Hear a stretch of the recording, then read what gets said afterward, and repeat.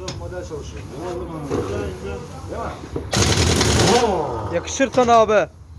Yakışır sana. Yani abi. İşte çalışıyoruz, yine söylüyoruz anasını satayım.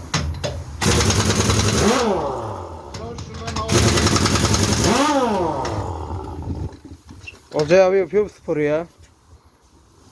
Bundan sonra böyle çalışıyorum abi, siz söyle Şeref abine de. Yoksa Çay getirin oradan. Ha, çayın da eksik olmasın bak. Lastiğin üstüne koy abi arada. Çekme çekme. Abi sen ne yapayım, yoruluyorum. Bundan sonra alayına mermi mi abi? Alayına istiyorum bundan sonra. Çavuş şu lastikten havalarına da baksana. Yere mi vurdun sen o kantera mantera çıkarken?